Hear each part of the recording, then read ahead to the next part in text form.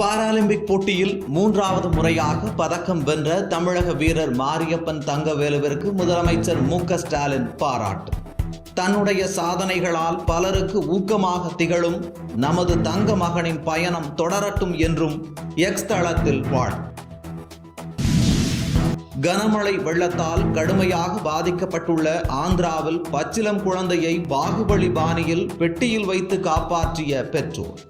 இணையத்தில் பரவும் நிகழ்ச்சி வீடியோ.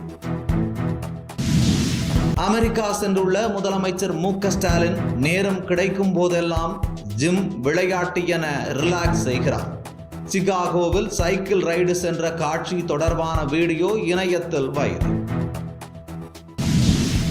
அரசு பேருந்துகளில் 520 கோடி இலவச பயணங்களை பெண்கள் மேற்கொண்டு இருப்பதாக அமைச்சர் உதயநிதி ஸ்டாலின் பெருமிதம். முதலமைச்சரின் இலவச பட்டா திட்டத்தின் மூலம் வடசென்னை புதிய பொலிவை பெறும் எனவும் பேச்சு. ஸ்மார்ட் மீட்டர் திட்டத்தை விரைந்து செயல்படுத்தாவிட்டால் மறுசீரமைப்பு மானியத்திற்கான 6,360 கோடி ரூபாய் வழங்கப்பட மாட்டார்.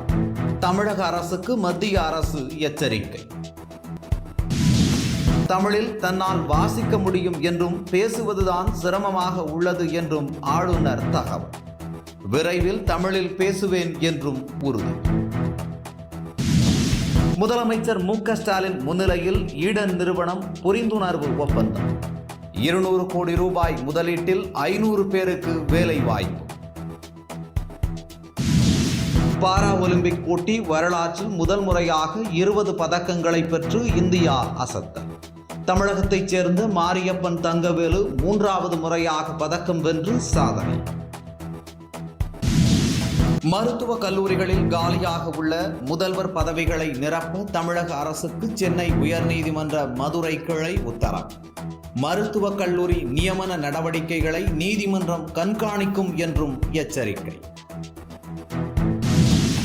வங்கதேச முன்னாள் பிரதமர் கலிதா ஜியாவை 5 வழக்குகளில் இருந்து அந்நாட்டு நீதிமன்றம் விடுவிப்பு. போர் குற்றவாளிகளுக்கு உதவியது உள்ளிட்ட பல்வேறு வழக்குகளில் இருந்து விடுவிக்கப்பட்டார் கலிதா ஜியா.